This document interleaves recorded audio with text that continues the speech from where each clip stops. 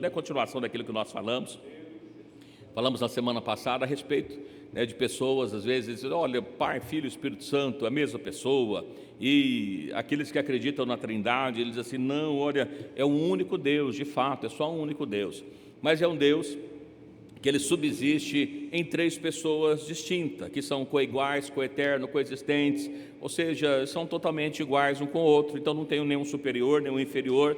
E nós lemos alguns textos aqui na semana passada, né, vendo a esse respeito, que primeiro se existe isso, né, de se é possível dessa forma, que nós vemos que Jesus, como homem, ele se declarou ali menor, porque ele foi feito inclusive menor do que os anjos, né? E nós vemos ali que ele fala que o Pai era maior do que ele, que o Pai enviou. E aí, se nós cremos que existe duas pessoas, aquele que envia, ele é maior, né? Então ele enviou e a pessoa teve que obedecer. Não seja feita a minha vontade, a tua vontade. E todos esses textos que nós pegamos algumas coisas. Quem que ia enviar o Espírito Santo? Uma hora parece que é o Pai, outra hora o próprio Jesus que ia enviar o Espírito Santo. E as pessoas têm lá, não, mas que o Filho sempre esteve lá, o Filho é coeterno, se ele é coeterno, sempre existiu. Nós lemos a semana passada que ele foi gerado, né? Tu és meu filho, hoje te gerei. Se ele foi gerado, ele não podia ser eterno.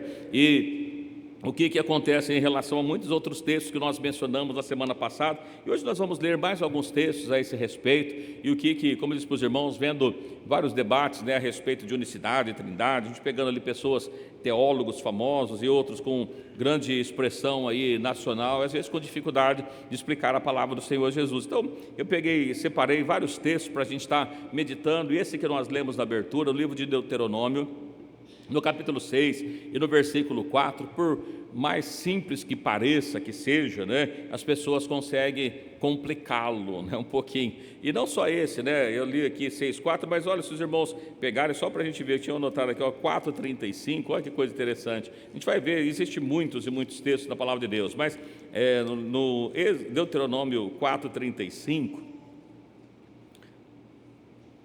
Deuteronômio 4,35 diz assim, a ti te foi mostrado para que soubesse que o Senhor é Deus, nenhum outro há, senão Ele.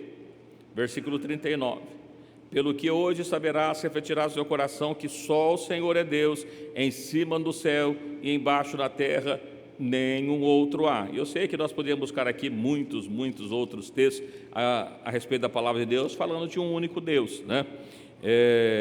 E aí, mas eu peguei esse texto aqui de Deuteronômio 6,4, né, porque eu descobri, né, que as pessoas descobriram alguma coisa nova nesse texto, está comentando para ele se defender a respeito da unicidade. Não sei se os irmãos todos conhecem que o termo que às vezes a pessoa prega para designar Deus, no Velho Testamento, do grego, né? Fala, olha, não, mas ele é mais do que um Deus, porque o nome é Elohim, Elohim é um termo no plural, então ali tem mais do que um Deus, porque senão seria Eloá, e aí gera-se uma várias discussão, mas nós percebemos por que o nome de Deus, só Deus, né? Ele está no plural. Primeiro porque Deus, ele é um Deus único, porém com pluralidade de manifestação, de poder, pluralidade de aparições, muitas coisas. Só Deus, nós só temos um Deus que tem todo o poder, toda a autoridade, que Ele é suficiente para todas as outras coisas.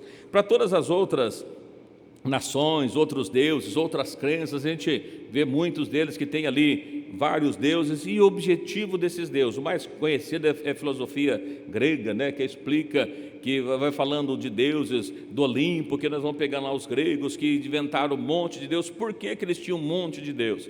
Porque cada deus do Olimpo, cada deus grego consegue fazer uma coisa. Então, o que cuida do mar é só do mar, o que cuida do vento é só do vento, o que cuida de outra coisa é só de outra coisa. Então, para cada coisa que existe, eles criaram um Deus, porque o Deus, ele só serve para aquilo. A gente vai lá para a Índia, existem centenas, milhares de deuses que ele acredita, porque para cada coisa tem um Deus diferente. Quando nós vemos aqui na própria a crença popular, muitas vezes o povo católico, eles têm um santo para cada dia. Se os irmãos procurarem, né, vão descobrir que cada dia do ano existe um santo, pelo menos, ou mais do que um para cada dia. E por que eles precisam desse tanto de santo? Porque para cada necessidade precisa de ser um santo diferente, né? Então ele vai casar, tem que ser o Antônio, ele perdeu alguma coisa, é o Longuinho, para cada um vai inventando um santo para poder ajudá-lo, porque eles não têm alguém que pode fazer. Mas para nós, irmão, nós temos um Deus plural, porque Ele faz todas as coisas, e não porque é mais do que um Deus, mas Ele tem a pluralidade de exercer um monte de coisas, aliás, de controlar tudo ao mesmo tempo, sem depender de qualquer outra para que possa ajudá-lo. E aqui nós vemos aqui esses textos que nós lemos, e poderíamos ler vários outros, mas esse que eu peguei de Deuteronômio 6,4, porque eu não sei se os irmãos já viram, nós não entendemos nada de grego nem de hebraico, mas segundo eles gera uma dúvida, porque diz o seguinte: olha, o termo que está aqui em Deuteronômio 6,4, que nós lemos: ouve Israel, o Senhor, nosso Deus, é o único Senhor. Diz assim, sim, é verdade, só tem um Senhor mesmo, mas essa palavra que está aqui, único, é um único composto, né? Não sei se os irmãos já ouviram falar disso, né? Ela é uma unidade composta, tipo, que nós vamos ver, é a mesma palavra que é usada para casamento, por exemplo, quando você deixará o homem, seu pai, sua mãe, e o se unirá a sua mulher, e serão ambos uma só carne. Então, assim, é um mesmo, mas é um composto. Então, da maneira que eles acreditam, da maneira que eles creem, que só tem um Deus, né? E é interessante que não, é um Deus só, mas o Pai é Deus, o Filho é Deus, o Espírito Santo é Deus, mas não são três deuses, é um único Deus, é que ele subsiste em três pessoas distintas. E nós mencionamos aqui para os irmãos, se nós pegarmos a palavra distinta no dicionário e saber o que significa, só o fato dela ser distinta significa que ela é diferente, ela não pode ser igual. Como é que pode ser três pessoas distintas, mas é um único? Se é um único, não dá para ser distinto, porque cada um é do mesmo jeito. E eles pensam, não, mas essa palavra que está aqui é verdade. Olha, Deus falou, ouve Israel, o Senhor nosso Deus é o único Senhor, é um único Deus mesmo, mas é um Deus plural, um Deus composto, né, da maneira que eles acreditam. Eu nunca, confesso para os irmãos que antes eu nunca havia ouvido falar disso, né? Então achei, para mim foi novidade, né? E as pessoas falando disso. Bom, se é um Deus composto, então como é que a gente explica isso? Porque eles vão pegar outro texto. Olha, não é verdade? Se você pegar um casal, a Bíblia não fala que os dois passam a ser uma única só, uma carne só? E aí eu pergunto para os irmãos, um casal que é uma unidade composta, os dois são um de fato? Pensam exatamente igual, gostam exatamente das mesmas coisas, inclusive depois que casa não tem nenhuma discussão, porque passa a pensar igualzinho, não é? Não tem nenhuma discussão, porque aí um quer comer lasanha e o outro quer picanha, e aí às vezes gera uma discussão por causa disso. Olha, está quente, gera um problema. Mas quando ele fala de uma única carne que ele está trazendo, o casal, é para unir esforços, evidentemente que a palavra está aqui. Mas e Deus? É um Deus, mas ele está aqui, uma unidade composta, irmãos. Não existe essa questão de unidade composta. Eles pegam outros textos, eu até anotei para a gente tratar os textos que eles tratam. E se os irmãos às vezes têm dificuldade de às vezes pegar alguém que defenda essa ideia, né? Então eu quero ler juntamente com os irmãos o Evangelho de João, né? O Evangelho de João,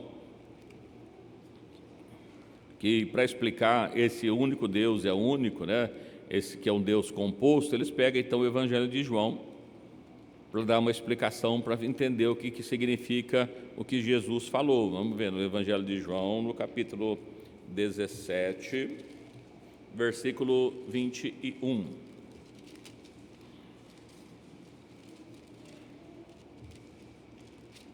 Alguém já ouviu falar em unidade composta para esse texto, não?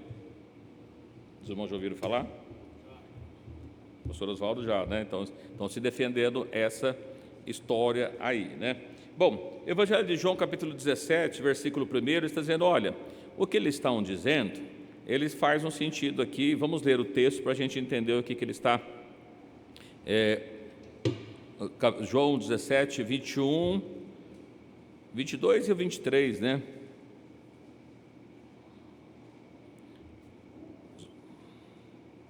Evangelho de João, no capítulo 17, versículo... Eu vou ler o 21, depois os irmãos e irmãs sentirem, leia o 22 e o 23.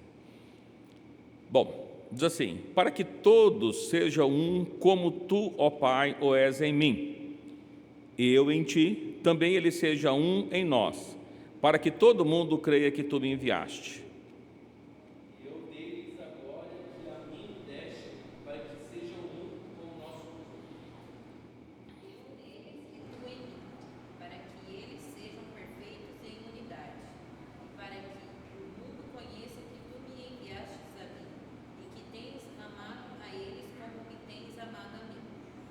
Muito bem, então veja que o texto que às vezes defende, está vendo, a unidade composta que é defendida pela que acredita na Trindade, eles usam esse texto, está falando aqui daqueles da igreja, na verdade, né? As pessoas que veio, que receberam Cristo para ser santificado na verdade, e aí ele diz no 20, rogo-os não somente por ele, mas por aqueles que pela palavra hão de crer em mim, ou seja, a igreja que já existia na época e toda igreja que ainda iria crer em Jesus. E aí eles dizem, olha, isso aqui está no mesmo contexto, assim, para que todos sejam um, como tu, ó Pai, o és em mim. Ou seja, então tem aqui um único Deus, mas o Deus Pai, o Deus Filho, então eles estão únicos, né? Para que todos sejam um como nós, tu és em mim, que também eles sejam um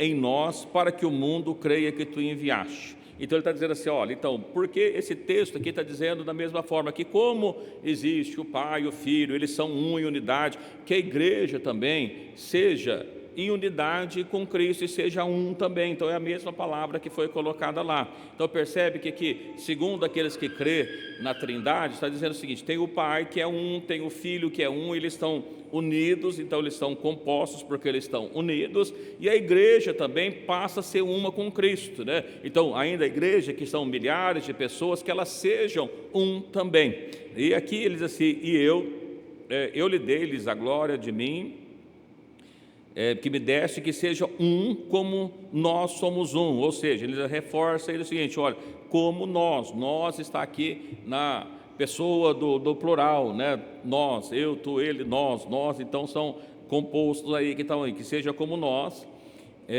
eu neles e tu em mim, para que eles sejam perfeitos em unidade, e para que o mundo conheça que tu enviaste a mim e que tens amado a eles como tens amado a mim. Então, que a igreja também seja um, do mesmo jeito que o Pai é com o Filho. Então, é a mesma tradução, que a mesma tradução, o mesmo entendimento, que também a igreja, né, seja em Cristo, assim como o casal, que é a mesma palavra, que passa a ser um da mesma forma. Bom, e agora? O que a gente faz? Como é que a gente explica esse texto, então? Já que é uma unidade composta, como Cristo é em nós. Está falando, então, que a igreja, o Pai, o Filho e toda a igreja se forma a um único corpo, então vai ser todos em uma mesma unidade. É isso que diz o texto aqui?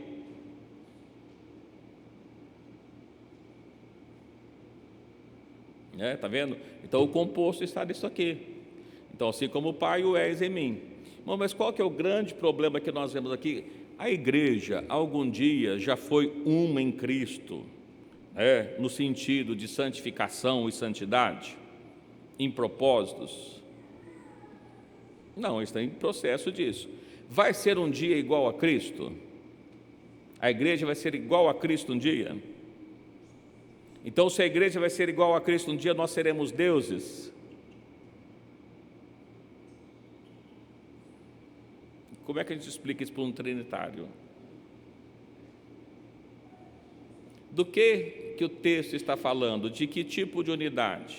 De um mesmo corpo, né? Ele está falando disso. A igreja tem o mesmo propósito, de a igreja estar buscando a mesma coisa, de ser santificada por Deus, Cristo entrando na nossa vida para nos santificar. E é lógico que isso só ocorrerá no futuro, quando a igreja for arrebatada, mas a gente perceber que o texto ele tem algumas outras coisas, porque quando a gente fala de Deus, nós conhecemos a palavra de Deus, que Deus estava em Cristo, é evidente, não tem dúvida nenhuma. Era um com Cristo? Claro que Deus, o Pai, era um com Cristo, até porque é o mesmo Deus que nós percebemos, e a grande dificuldade que as pessoas têm é de entender que o que era filho não era o filho.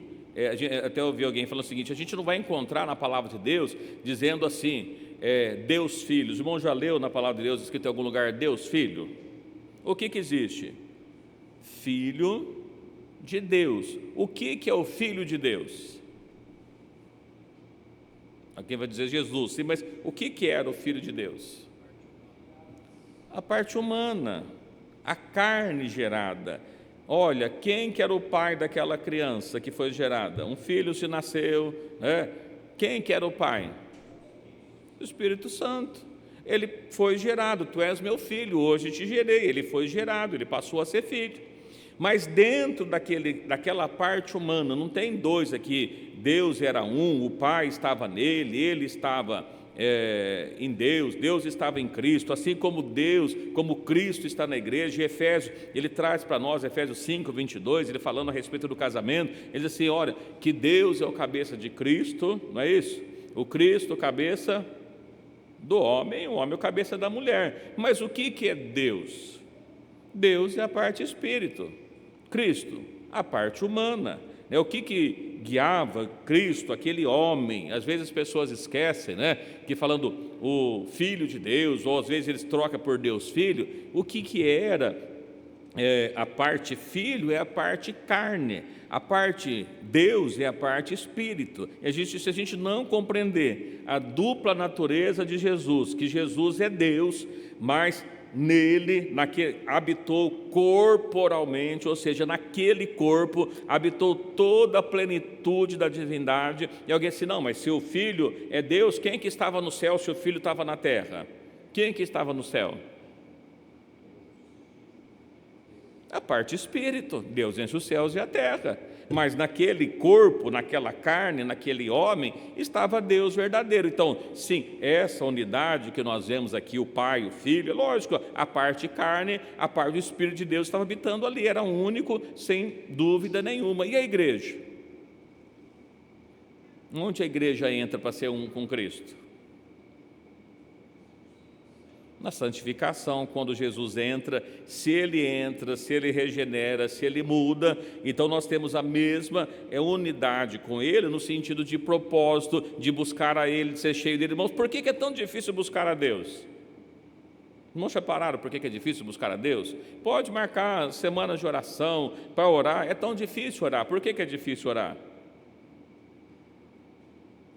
Por que os irmãos acham que é difícil orar? Porque a Bíblia fala que o espírito e a carne, eles vivem numa guerra, numa batalha. O que a carne quer? As coisas da carne, o descanso. Olha, eu trabalhei o dia inteiro, eu quero chegar em casa, deitar, repousar, me alimentar e dormir. É isso que eu quero. É isso que a carne quer. O que o espírito quer? O espírito tem sede de Deus. Quem que vence? Carne ou espírito? O mais alimentado, o mais forte. O que estiver mais forte vence. Então, a gente vê se é difícil orar. Por que é difícil orar? Porque quando a gente ora, a gente precisa se desligar das coisas da terra. E nós, humanos, gostamos demais das coisas da terra. Tanto é que a gente não quer morrer. Ninguém quer morrer. Pode perguntar, quem quer morrer? Quem está disposto a morrer? Mas está agora, dá para viver mais um pouquinho? Está o sujeito lá com 126 anos, e lá na cama, lá, olha, você quer morrer? Ixi, eu vivi tão pouco. Ele acha que viveu pouco, O pastor falou, olha, eu achava que quando tinha uma pessoa com 50 anos era muito velho. Hoje eu vejo que está tão novo, parece que não viveu nada. Por quê? A percepção muda. A gente gosta da terra. A gente gosta de viver aqui. Então tem as coisas da carne. A carne pende para as coisas da carne. O que existe aqui, quando ele fala que Cristo entrando para ser um, de nós temos que ter o mesmo propósito, de buscar a Deus. Oxalá, irmão, se todo mundo tivesse o mesmo propósito, o que os irmãos acham que estava acontecendo no templo hoje? E está ali, olha, uma cadeira ali, precisa de outra cadeira, não cabe aqui, porque está todo mundo querendo buscar se alimentar da palavra de Deus. Mas essas coisas são secundárias. Não, eu já recebi Cristo e está tudo certo. E a gente vê que o grande problema que nós enfrentamos na nossa vida, a dificuldade que nós encontramos na nossa vida, é porque nós temos muita dificuldade de buscar a Deus. E se Deus não estiver em nós, nos fortalecendo, para que nós possamos esforçar para estar na presença de Deus, a gente não consegue. Essa que é a grande realidade. O que ele está falando aqui, olha, mas o Pai e o Filho era um, é lógico que era um. Por quê? A carne e o Espírito estavam junto ali. Naquele corpo estava Deus, estava o Espírito de Deus habitando ali, e era por isso que era um. E a igreja, olha, que eles sejam assim como nós, né? Então nós vemos aqui que ele está dizendo que assim como nós, carne e espírito, seja um em nós, para que o mundo creia que tu me enviaste, e deles a glória de que de mim me deste, para que seja um como nós somos um.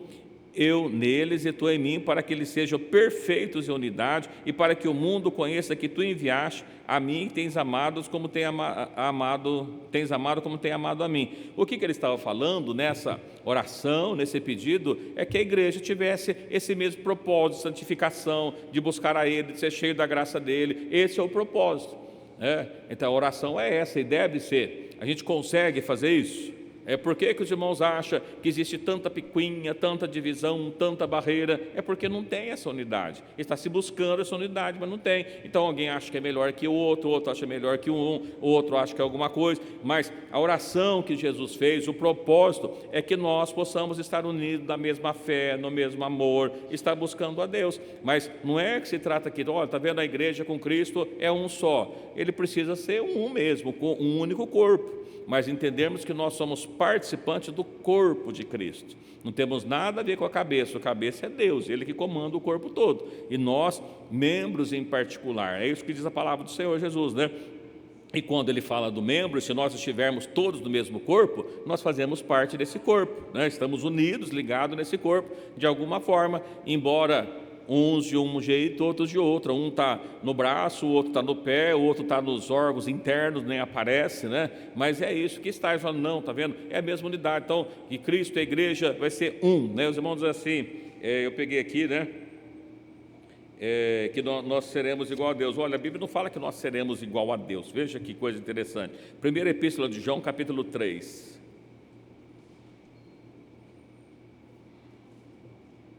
Primeira Epístola de João, capítulo 3, versos 1 e 2.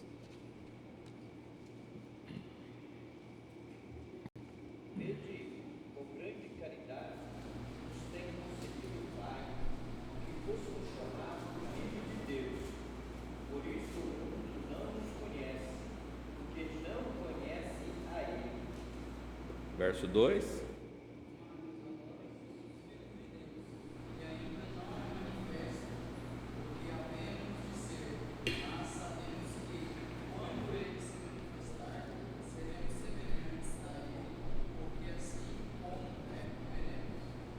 Olha que coisa interessante, olha, o mundo não gosta da gente porque nós somos chamados filhos de Deus, então passamos a ter parte, né? O filho, ele tem parte do filho, os irmãos podem pegar, se a pessoa saber se alguém é filho do outro, como é que faz? Se você fizer um exame de DNA, você descobre se é filho ou não, se o outro é pai, não é assim que acontece? Como é que a gente sabe se nós somos filhos de Deus?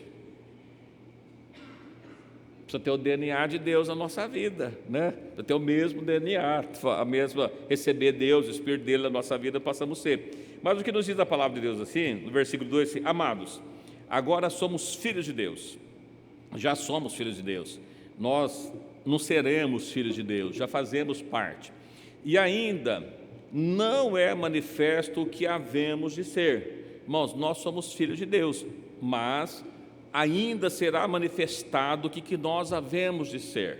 O que nós havemos de ser? Deuses? Não, nós não seremos deuses.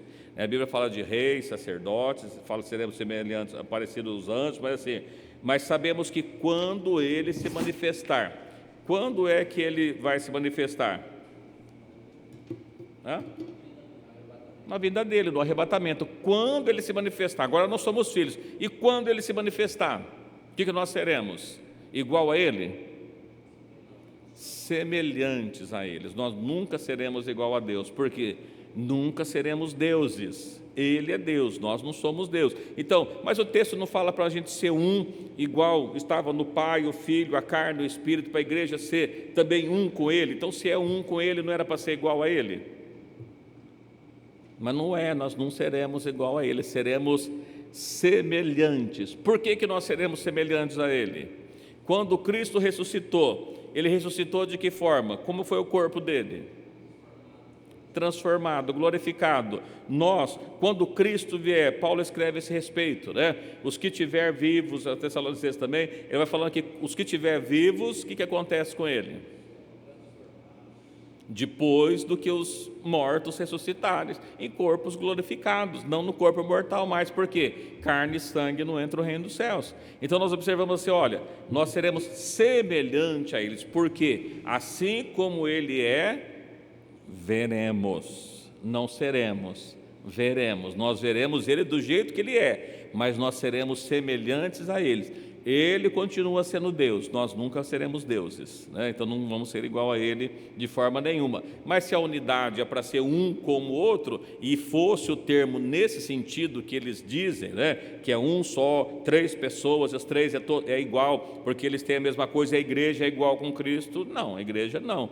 A igreja será semelhante. Hoje somos filhos, depois seremos semelhantes, e nós veremos Ele, mas não seremos igual a Ele nunca. Então veja que o termo utilizado no Evangelho de João, no capítulo 17, no versículo 21, 22, que nós lemos ali, não se trata de ser a mesma pessoa com ele, de ser um com ele no sentido de ser a mesma pessoa, não é isso que diz o texto. E quando nós vemos lá no livro de Deuteronômio 6,4, que está lá, mas aqui está um único Deus, mas é uma unidade composta, sim, um Deus poderoso, um Deus múltiplo, um Deus com todo o poder, um Deus com toda a autoridade, um Deus que é acima de qualquer um outro Deus. Isso que é a diferença do texto, não que tem 3 pessoas. Nós nunca vamos encontrar, irmãos, essa expressão no Velho Testamento de forma nenhuma falando mais de um Deus. Isso não existe, nunca existiu o Deus Filho ou Filho de Deus, como as pessoas dizem. Quando nós encontramos é algum salmo, alguma profecia a respeito do nascimento de Cristo, que seria futuro, mas não que estava lá. E tem pessoas, inclusive, que encontram, né, a Trindade, inclusive no livro de Gênesis. Os irmãos já sabiam disso? No livro de Gênesis, no capítulo 1. Os irmãos, eles encontram, né, que eles dizem assim, olha o que diz Gênesis 1. Vamos ver o livro de Gênesis, capítulo 1, verso 1.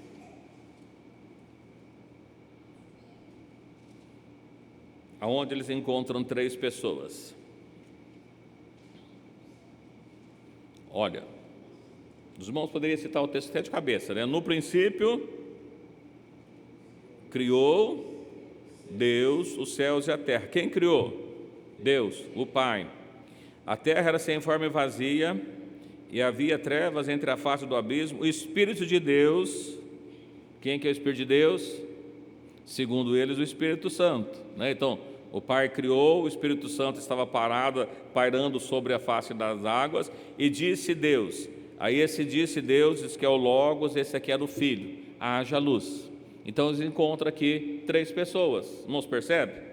Agora aqui, os irmãos conseguem ver 3 pessoas aqui? Olha aqui que diz o texto. No princípio criou Deus. Quem disse haja luz? Deus. Não foi o Filho de Deus, foi Deus. Que Deus? O Deus que criou todas as coisas. Ora, se Deus criou, evidentemente foi Ele que disse haja luz, não foi o Filho dele, é Deus que criou. Assim, mas o Espírito de Deus se movia, e havia trevas sobre o abismo, o Espírito de Deus se movia sobre a face das águas. O que é o Espírito de Deus? Deus é o quê? O Espírito de Deus não tinha forma, ele não tinha ali corpo, era Deus, Deus é Espírito, né? Ele é Deus. A gente observa aqui o texto falando de Deus, na sua essência, como Espírito, e eu sempre digo para os irmãos que, quando nós olhamos, aquele primeiro que ele nem diz Espírito Santo, ele diz Espírito de Deus. Então, se o Espírito de Deus está falando de Deus, está falando da mesma coisa, não está falando de outra coisa, até porque Deus é Espírito, né? E eu volto sempre assim, olha, os irmãos conhecem algum espírito que seja santo? Tem algum espírito que é santo? Tem um, o Espírito de Deus. Ora, o Espírito de Deus é santo, e Ele é Deus, Espírito Santo, né? Então não tem muita dificuldade, mas as pessoas entenderem, mas as pessoas arrumam, né? Mas quanto aqui de nós sermos aqui de unidade, os irmãos entenderam? Aí ficou alguma dúvida daqui? Não?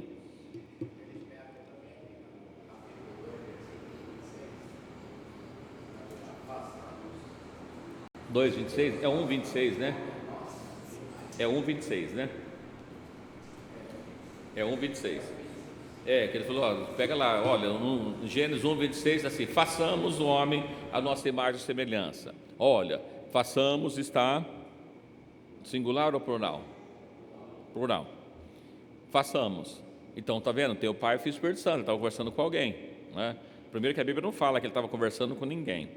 Segundo, quando nós observamos e nós entendermos que o tempo verbal correto, se façamos, olha, façamos o homem. O que deveria estar escrito no versículo 27? Fizemos, fizeram, né? Teria que dar certo. O que está escrito? Criou Deus. Quem criou? Deus, né? Não foi o Pai, o Filho e o Espírito Santo. Façamos, nós falamos para os irmãos, esse tempo que está ali, na verdade, é um plural majestático que existe. Onde está o plural? Na primeira parte, a segunda está sempre no singular. Se tivesse 3, a parte do versículo 27 teria que estar no plural também para poder fechar o tema, porque senão não dá certo. Assim como desçamos e confundamos o homem é como um de nós. Nós pegarmos todos os textos, a gente vai ver na seguinte, que Deus fez, foi Deus que fez, não foi os outros que fizeram, né? Então não é isso que está no texto. Sim, mas não tem 3 aí. Até porque daria um erro, né, de número aí, não daria certo, não funcionaria. Bom, aí tem um outro texto que a gente conhece, irmãos, e eu vi também as pessoas defendendo, no livro de Efésios, capítulo 4,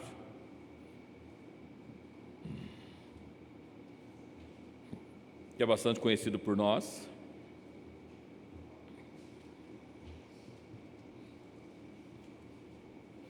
Efésios 4, versos 4, 5 e 6.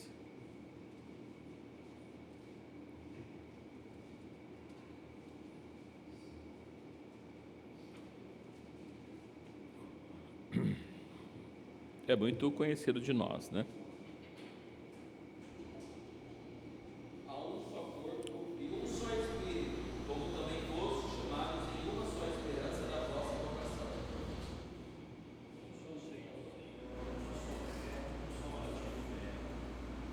Um só Deus e Pai de todos, o qual é sobre todos e por todos e em todos. Amém. Olha que coisa interessante.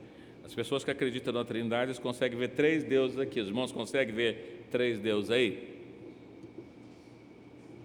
Aliás, um Deus trino, né? Não 3 deuses. Mas os irmãos conseguem ver aí? Eles assim, há um só corpo. Quem que é o corpo? Um só corpo, Jesus, Filho. Um só Espírito, Espírito Santo. Um só Senhor, o Pai.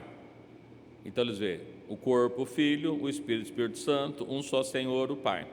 E depois, versículo 6, um só Deus e Pai de todos. Ele é Deus, mas Ele é Pai de todos, e é sobre todos, e por todos, e em todos. Mas eles defendem que esse todos, em todos e por todos são essa unidade trina que eles defendem, que são 3. Mas é isso que está escrito no texto, de fato? Irmãos, só tem um corpo, ok, só tem um, não tem 2. Um só Espírito, também é um corpo e um Espírito, não tem problema nenhum, como fosse chamado, é uma só esperança da vossa salvação. Um só Senhor, olha, esse Espírito, esse corpo, esse Senhor, é o mesmo, não tem outro diferente disso. O que a Bíblia está falando não está separando 3 pessoas, o que ele está falando aqui, que esse Senhor, ele tem essa manifestação que ele teve, no versículo 6, um só Deus e Pai de todos, olha, só tem um Deus e um só Pai, né? Quem que é o Pai? O que cria, né? Quando nós vemos lá aquele que defende que o Logos, e disse Deus haja luz, esse Logos era o Filho, mas quem foi que criou? Foi o Logos então, porque o Logos diz haja e houve.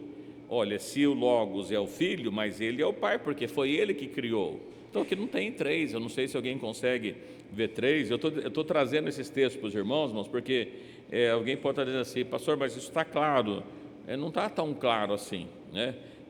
Volto a dizer para os irmãos, há alguns meses aí eu tenho visto, né, alguns debates por pessoas, teólogos famosos que travam nisso aqui. É lógico que está lá ao vivo, né, e às vezes acaba faltando, mas irmãos, aqui não tem três de forma nenhuma, não tem jeito da gente enxergar três, só tem um corpo, um espírito, um só Senhor, só tem um, né? Eu não sei se as pessoas veem mas é uma unidade composta, né, irmãos?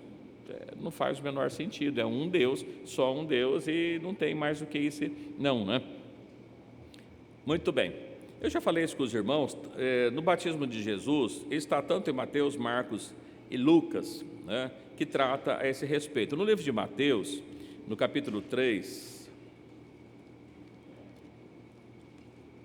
que eles assim, olha, não, na verdade tem mais do que um, porque está acontecendo algumas coisas aí, né?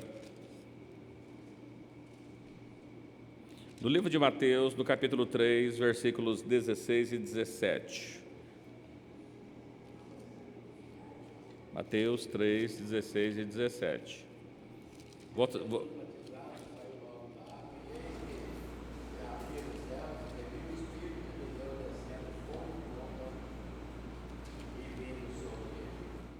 Sim, mais um.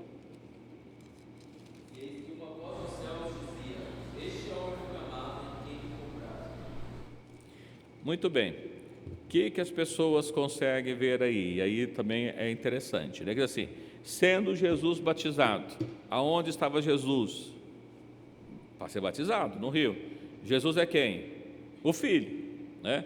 Sendo Jesus batizado, saiu das águas, eis que abriu os céus e viu o Espírito de Deus descendo como forma de pomba e vindo sobre ele. Bom, então Jesus estava ali, o Espírito de Deus, que é o Espírito Santo, descendo em forma de pomba, e uma voz do céu que dizia: esse é meu Filho amado, em quem me comprazo. Bom, a voz do céu está dizendo que era o Filho. Se a voz estava dizendo o Filho, quem estava dizendo? O Pai, Deus o Pai.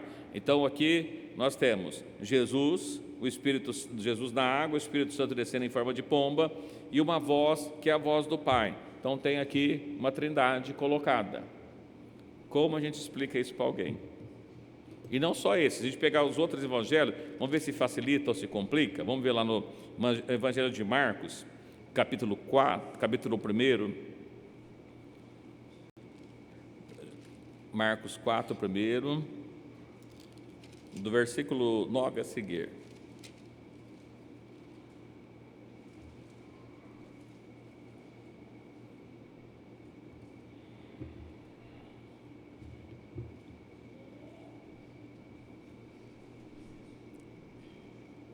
Alguém achou? Marcos 1, 9 a seguir.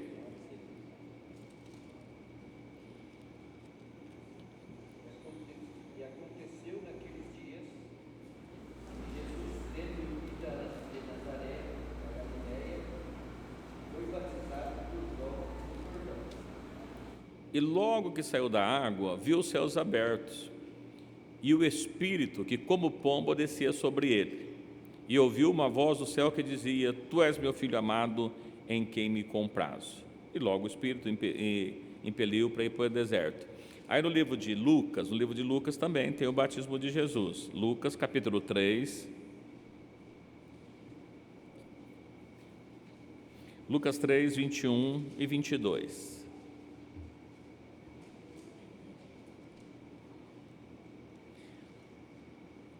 E aconteceu que, como todo o povo se batizava, sendo batizado também Jesus, orando ele, o céu se abriu. O Espírito Santo desceu sobre ele em forma corpórea, como uma pomba, e ouviu uma voz do céu que dizia: tu és meu Filho amado, em ti tenho comprazido. Aqui, inclusive, em Lucas, o Espírito Santo, para não ficar dúvida que está falando do Espírito Santo. Bom, então aqui é o seguinte, olha, você tem aqui o Pai, o Filho, o Espírito Santo, o Filho na água, o Espírito Santo descendo, e aí o Pai está falando, né? Temos aqui as três figuras. Como é que nós que cremos em um único Deus explicamos esse texto? Existe coisa difícil que não dá para explicar. Não é isso, né? Como é que a gente explica esse texto? Primeiro que a gente fazer uma reflexão. Olha, Jesus até ser batizado, ele não tinha Espírito Santo? Ele foi gerado pelo Espírito Santo, não é? Quando ele estava com 12 anos conversando com os doutores da lei, de onde que veio a sabedoria dele? Então ele tinha Espírito Santo? Tinha. Por que precisava o Espírito Santo vir sobre ele?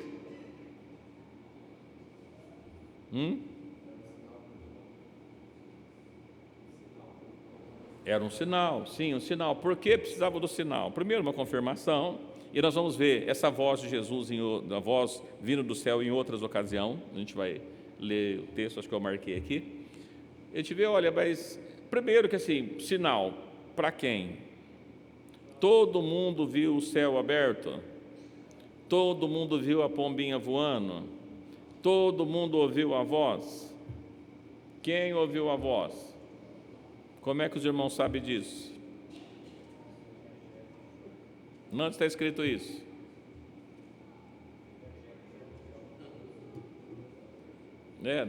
Estou mostrando para os irmãos 3 coisas. Os irmãos me mostram como é que explica isso. Estou deixando os irmãos procurarem, né? Evangelho de João, João 32. 1, não tem 32 de João, né? João 1, vamos ver do 29.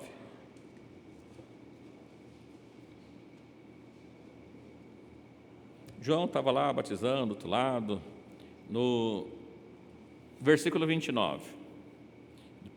João 1, João não, João 1, versículo 29. No dia seguinte, João viu a Jesus que vinha para ele e disse: Eis o Cordeiro de Deus que tira o pecado do mundo. Amém. Mas antes de nós continuarmos lendo, só perguntar aos irmãos, quem que era mais velho, João ou Jesus? João, no sentido físico, né? Ele nasceu primeiro, João nasceu primeiro, 6 meses antes. João era o que de Jesus?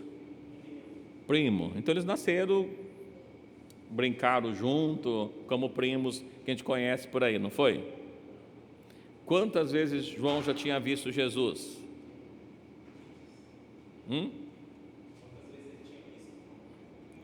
Muitas vezes. Era parente? Não. Olha que coisa interessante. Era parente, morava longe, não se viram. Olha o que diz o versículo 30. Este é aquele qual disse: após mim vem um homem que foi antes de mim, porque era primeiro do que eu. Ora, mas João não era mais velho? João era 6 vezes mais velho. Ele estava dizendo que vinha um que era antes dele. Por que Jesus era antes dele?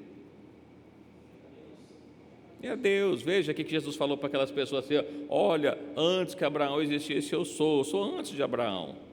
Então Jesus estava lá com o Pai, o Filho estava lá com o Pai? Não, é o Espírito de Deus que desceu sobre aquele homem. Então Jesus que estava ali, o Espírito de Deus de Jesus, é antes. É lógico que Jesus, a carne nasceu depois, né? Mas ele era antes. Aí no versículo 31, né, que ele falou, olha, eles conhecia, claro, era primo, cresceram junto. Não, mas não conhecia. Olha o versículo 31. Eu não o conhecia. Mas para que ele fosse manifestado a Israel, vim eu, por isso batizando com água. E João testificou dizendo: nós vimos o Espírito Santo descer como uma pomba e repousar sobre ele. Não foi isso que ele falou? Eu vi, João viu. Não foi outras pessoas, todo mundo viu? Não. Quando nós lemos lá nos evangelhos, dá-se a impressão que todo mundo viu, porque não destaca isso. Mas diz assim: João, eu vi. Por que João viu? Porque só João viu.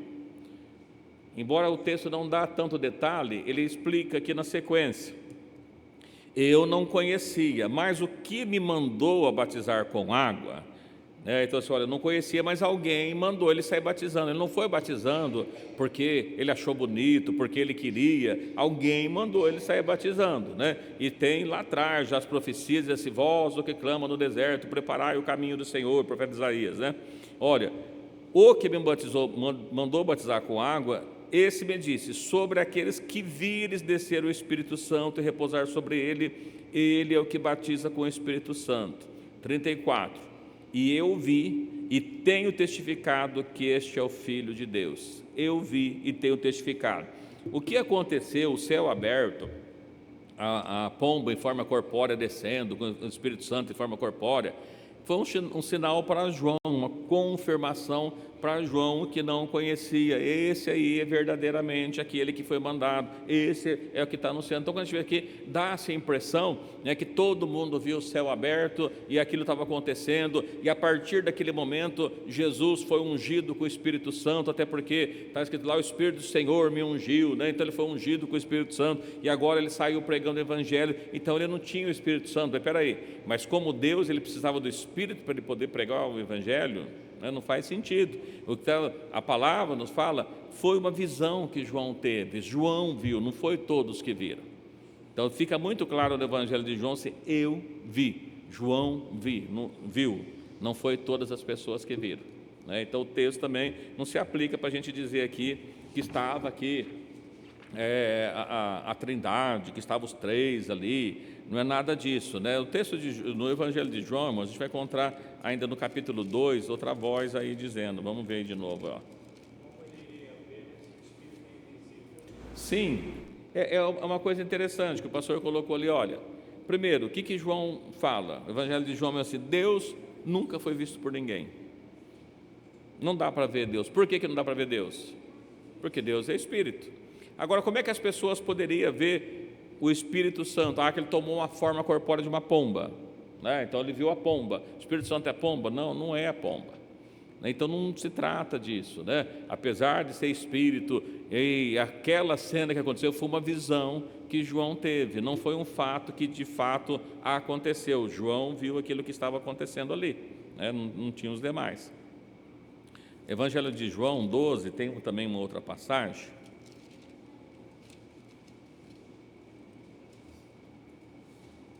Jesus entra em Jerusalém,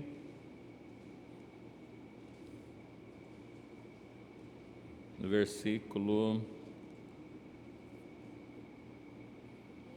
ele fala que tinha uns gregos, né, que queriam ver Jesus e tal. Filipe era de Betsaída, e dizendo: Senhor, queríamos ver a Jesus. Filipe foi a André, Filipe disseram a Jesus, respondeu: é chegada a hora que o Filho do Homem há de ser glorificado. Na verdade, digo que se o grão de trigo, então ele seria tal.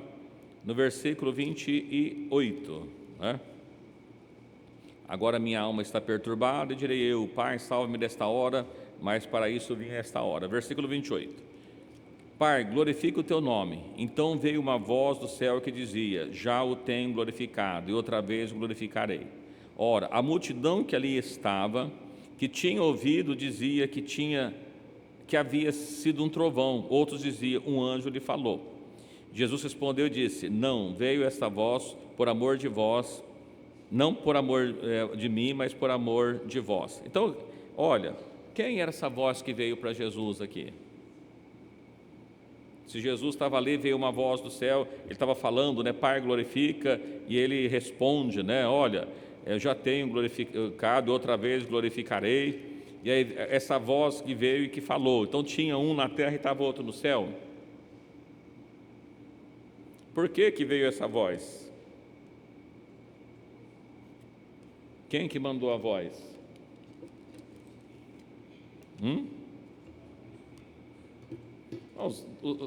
O céu nunca ficou vazio, Deus estava lá. Essa voz não veio por mim, veio por causa de vocês. Aqui nós falamos que os gregos queriam ver Jesus, o contexto estava ali anterior. Qual que era o grande problema que existia em relação à pessoa de Jesus? As pessoas aceitaram Jesus como sendo Deus? Não, porque ele veio de uma família humilde. Então, assim, essa voz que teve, não é que o pai estava falando, ele diz aqui ainda, né, que as pessoas, a multidão que ele estava, tinham ouvido, que tinham ouvido, e eles também não entenderam muito bem o que tinha acontecido, que tinha sido um trovão. Outros diziam: não, um anjo lhe falou. Perceba que eles ouviram alguma coisa, não ficou tão nítido para eles, que achavam que era um trovão. Quando a gente vê um trovão, os irmãos conseguem entender o que um trovão está falando?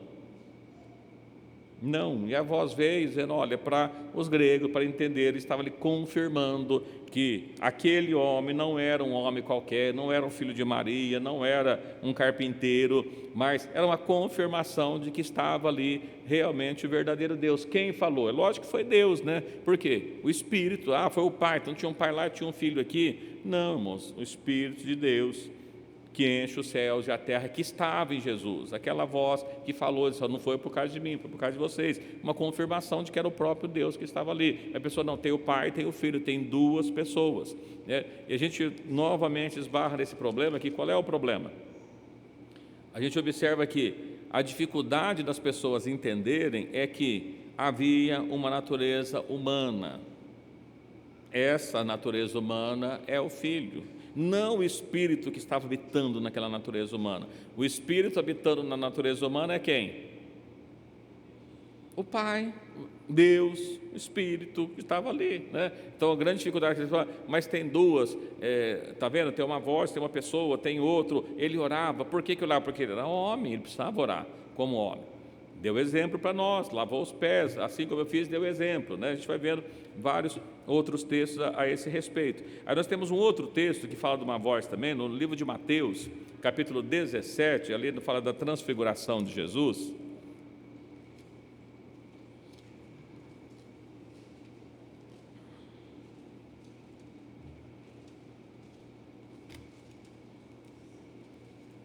Mateus 17, verso 4, né? Que ele fala que eles tomou a palavra, bom estarmos aqui. Os irmãos lembram que havia tido uma promessa para ele, né? Que um pouquinho antes, lá no capítulo anterior, Jesus prometendo que existia algumas das pessoas que estavam ali que não provaria a morte antes de ter visto o Filho do Homem glorificado no reino do seu Pai. Os irmãos lembram do texto? Está um pouquinho para trás, no capítulo 16.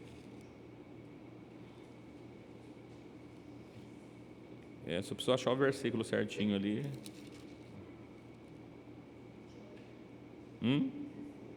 16, 28? Isso. Em verdade, está perto do 17, eu não vi, né? Em verdade vos digo que alguns há do que aqui estão, que não provarão a morte, até que vejam vir o Filho do Homem no seu reino.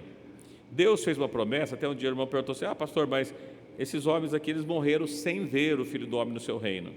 Não, não é verdade. Jesus falou assim, tem pessoas, estavam com seus discípulos, alguns dos que estão aqui, não vai morrer antes de ver o Filho do Homem glorificado no seu reino. Quando nós vemos a seguir, no versículo, capítulo 17, 6 dias depois, tomou consigo Pedro, Tiago e João, 3 pessoas, né? E conduziu em particular a um alto monte, e transfigurou-se diante dele, seus rostos resplandeceram como o sol, as suas vestes se tornaram brancas como a luz, e eis que lhe apareceram Moisés e ele ia falando com eles. E Pedro, tomando a palavra, disse a Jesus, Senhor, bom é estarmos aqui. Se queres, façamos aqui 3 tabernáculos, um para ti, um para Moisés e para Elias. E estando ele a falar, eis que uma nuvem luminosa o cobriu, e da nuvem saiu uma voz que dizia, este é o meu filho amado em quem me comprazo, escutai-o. E os discípulos ouviram isto e caíram sobre o seu rosto e tiveram grande medo. E aproximou de Jesus, tocando, não tenhais medo, erguendo os olhos, ninguém viram senão Jesus. E descendo eles do monte, Jesus ordenou, dizendo, ninguém conteis a visão até que o Filho do Homem seja crucificado e morto, né? Então a gente observa aqui, olha, eles ouviram de novo uma voz que falava, né? E a grande dificuldade que eles têm é saber de quem que é essa voz.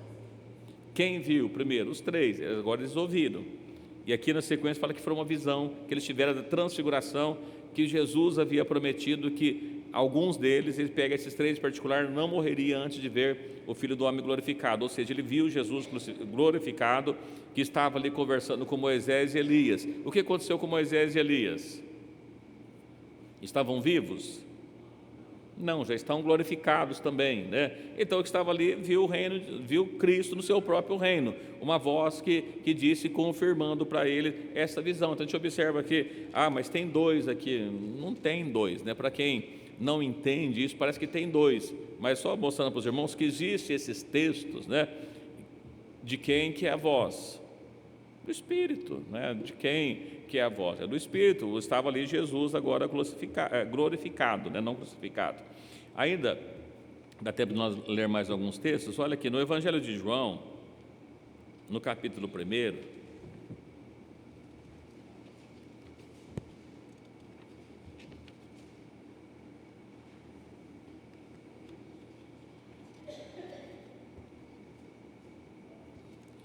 João 1:18.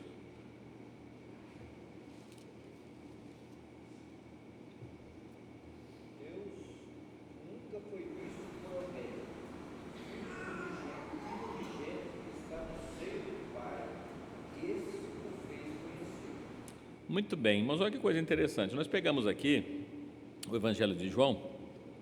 João escreveu dizendo: olha, Deus nunca foi visto por ninguém. Por que Deus nunca foi feito por ninguém? Espírito, não tem jeito de ver. Mas o Filho unigênito que está no seio do Pai, este o fez conhecer. Ora, como é que aqui que nós entendemos o que está escrito lá em João 14, né? Eu e o Pai somos um. Quem vê o Pai, quem vê a mim, vê o Pai. Por que quem vê Jesus vê o Pai? Porque não dá para ver a parte espírito, mas Deus estava habitando naquele homem. Então, o Filho do homem que está no seio de seu Pai, este o fez conhecer. Como é que a gente vê Deus? Através de Cristo. Alguém dá para ver Deus? Não tem jeito de ver Deus. Por quê? Deus é espírito. Se Deus é espírito, não se pode ver espírito, né? Então, é uma coisa interessante para a gente refletir o que está escrito aqui nesse livro, né, de João, falando a esse respeito, que Deus não tem jeito de ser visto por ninguém, né? E aqui no caso, irmãos, a gente vê que João estava falando, dando testemunho de Jesus. Mas tem um texto interessante, que eu não sei se eu anotei aqui, anotei. É João 3. João 3, irmãos, Jesus está conversando ali com Nicodemos a respeito do novo nascimento. Olha aqui que ele fala no versículo 13. Ninguém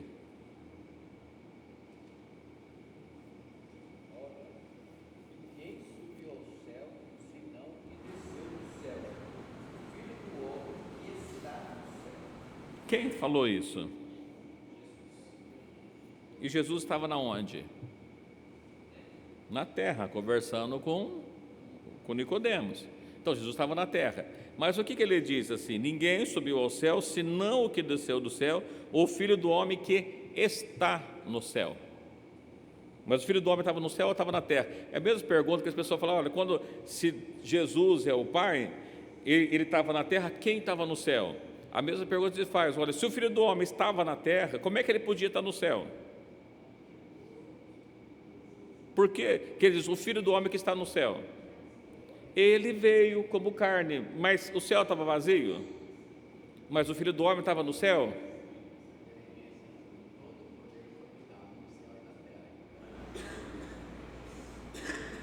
Então, ele é Deus, ele tem poder, ainda que nós vamos ver esse texto que o irmão está falando, está lá no final, já quase ele sendo levado aos céus, depois que ele morreu, ressuscitou, assumiu o poder, né, todo o poder, e assentou-se à destra de Deus, né, que a gente vai falar sobre destra também, que é interessante, né?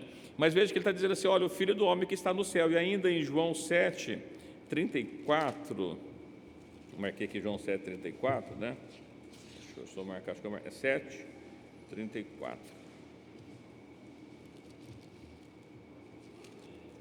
E 35.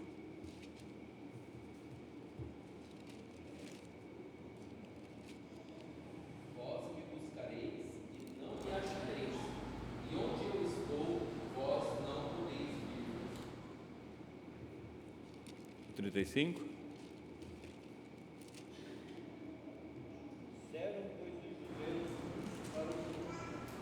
para onde irá este, que por não acharemos?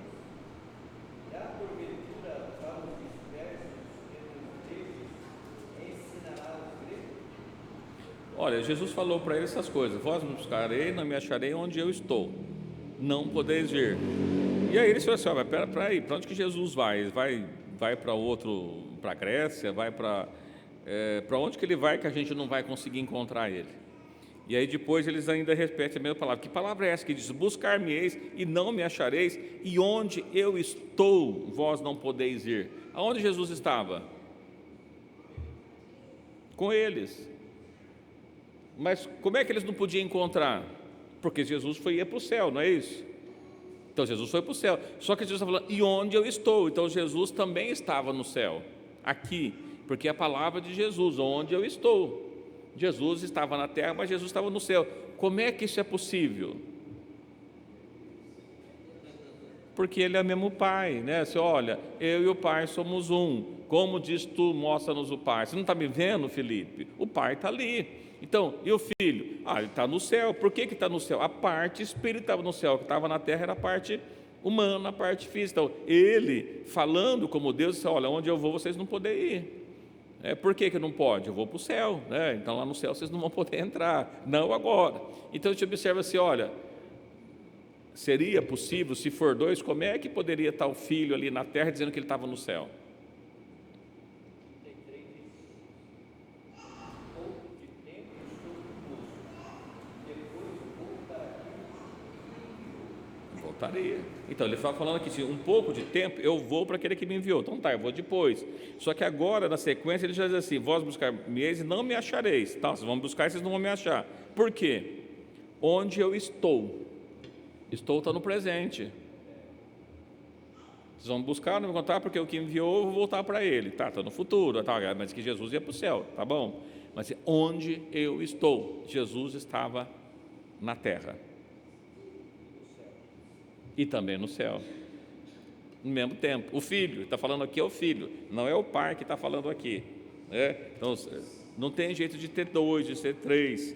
Então, a gente olha, irmãos, para esses textos aqui, é complicado para a gente, às vezes, que entende que existe um Deus, que Jesus é a parte humana, que Deus habitou por completo nele, não tem muita dificuldade. Mas aqueles que, às vezes, precisam fazer aí um marabanismo, né? Aí fica meio complicado. Eu leio um texto com os irmãos, eu não sei se vai dar tempo da gente aprofundar nele, eu acho que não, devido ao horário ali. Mas eu quero deixar só para a gente pensar um pouquinho, tá bom? Depois a gente talvez leia algum outro texto.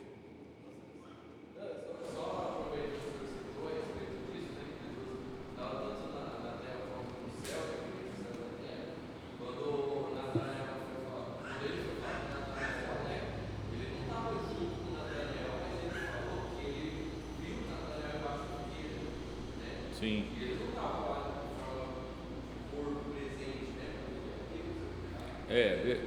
Jesus olha, eis aí um verdadeiro israelita que não há dolo. Tu me conhece? Eu nunca te vi, de onde tu me conhece? Quando você estava lá debaixo da figueira eu te vi, né? Então assim, como você me viu, né? Mas como é que Jesus viu ele? Sendo que ele era homem e não estava lá. O que viu? O Espírito de Deus enche os céus e a terra, está em todo lugar, né? Porque se a gente, irmãos, imaginar dessa forma, olha, Jesus estava ali, as pessoas, ele veio, então se só tem um, o céu ficou vazio, e ele estava ali, onde estava o resto, né? O controle de todo o universo estava na mão de quem? Dele, não era de outro, permanecia dele, né? Porque é muito interessante, né? Porque de onde você me conhece? Opa, peraí, eu nunca te vi, né? Porque lembra que Filipe falou para Natanael, olha, havemos encontrado o Messias. Da onde que ele veio? Nazaré? Nazaré?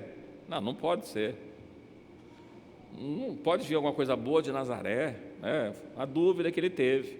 E quando ele chega lá, fala assim, olha, tem um verdadeiro israelita aí, né? Peraí, mas me conhece da onde? Você estava lá debaixo da figueira conversando, eu te vi lá. Opa, peraí, né? Tem alguma coisa estranha, como é que você me viu, né? Então, assim, o Espírito estava lá, né? O Espírito, que Espírito? O Espírito de Deus, lógico, o Pai, mas Ele é o Pai. E aí, irmãos, tem um texto que eu vou ler com os irmãos, a gente não vai entrar muito, não vamos entrar nele hoje, mas só para deixar, para a gente meditar um pouquinho, já falamos sobre ele, mas é bom a gente pensar um pouquinho. No livro de Atos, no capítulo 7, no livro de Atos 7, os irmãos vão lembrar que está falando ali a respeito de Estevão, né, cheio do Espírito Santo. Ele é levado, e ali ele vai fazer um discurso, sua defesa, falando a respeito de Cristo. E aí no versículo 55 e 56,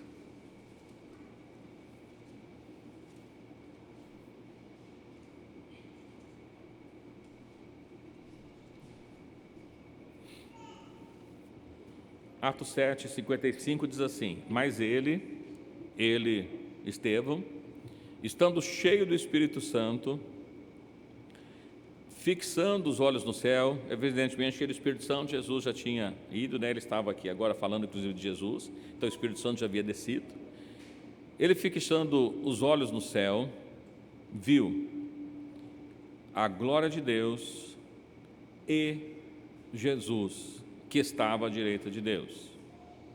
E disse: eis que vejo os céus abertos, o Filho do Homem que está em pé à mão direita de Deus. Alguma tradução pode dizer aí a destra de Deus, né?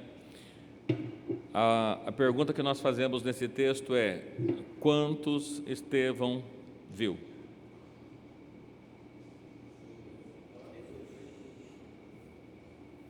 E eles até defendem: olha, estando cheio do Espírito Santo, fixando os olhos no céu, viu a glória de Deus e Jesus. A glória de Deus e Jesus. Esse Jesus que estava à direita de Deus. Então as pessoas olham e vê Jesus à direita. Cadê a direita, né?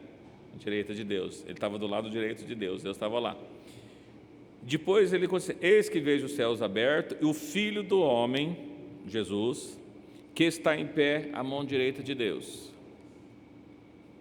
né? Quantos tem aqui? Um ou dois que viu a glória de Deus e Jesus. Então, glória de Deus e Jesus à direita de Deus.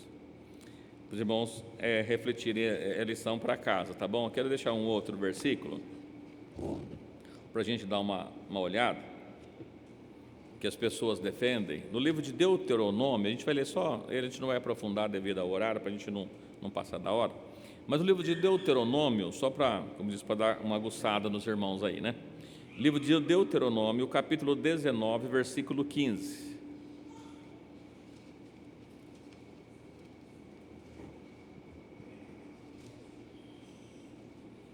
Deuteronômio 19, 15, depois a gente dá o contexto, assim: uma só testemunha contra alguém se levantará por qualquer iniquidade ou por qualquer pecado, seja qual for o pecado que pecasse, pela boca de 2 ou 3 testemunhas se estabelecerá o negócio. Bom, na lei de Moisés foi dado que uma acusação só poderia ser aceita se tivesse 2 ou 3 testemunhas. Então precisava ter 2 ou 3 testemunhas, não poderia ter acusação aceita sem que tivesse pelo menos 2 testemunhas. Muito bem. Lá no Evangelho de João, vamos para João de novo, né? Lá no Evangelho de João, capítulo 8, verso 17 e 18.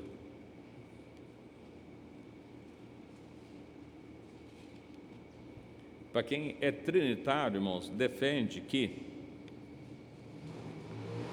precisa de 2 pessoas, né? O testemunho deve ser aceito por 2 pessoas, pelo menos, 2 ou 3 pessoas.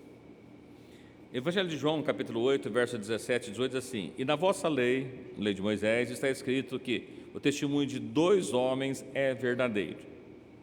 Eu sou o que testifico de mim mesmo, e de mim também testifica o Pai que me enviou. O testemunho, aqui inclusive, precisa do testemunho de 2 homens. E aí eles, está vendo? São 2 pessoas para poder aceitar um testemunho. Então, tem que ter 2 testemunhas. Não pode dizer que é o Pai, o Espírito, na cabeça deles tem que ter 2 pessoas. Para os irmãos pensarem como é que os irmãos explicam esse versículo, tá bom? Eu quero deixar mais um, só para a gente aproveitar o tempo, no livro de Mateus, capítulo 12, versículos 31 e 32, que a gente pretende tratar com os irmãos na semana que vem, tá bom? Mateus 12, 31 e 32, que diz assim, esperar os irmãos acharem, né?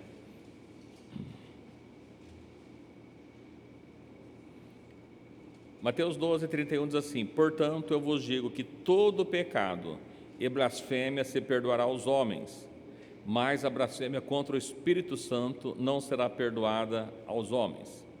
E se alguém disser alguma palavra contra o Filho do Homem, ser-lhe-á perdoado. Mas se alguém falar contra o Espírito Santo, não será perdoado nem neste século, nem no futuro. Ora, se Jesus é Deus, se Jesus é o Espírito Santo, como é que ele diz que pode falar alguma blasfêmia contra o Filho do Homem e vai ser perdoado, porém, se falar contra o Espírito Santo, não é perdoado? Como se explica isso? Não estou falando que é contra a carne, né? Olha, a gente defende que é um só, né? Como é que a gente faz com isso aqui, tá bom? Mas só para os irmãos pensarem, a semana que vem a gente fala a esse respeito, tá bom? Que Deus abençoe a cada um dos irmãos, chegando ao término desse estudo, né? Lembrando os irmãos que no próximo sábado nós temos o culto ali no Jardim Marquese, né? Às 19h30, todos convocados para que possam estar participando.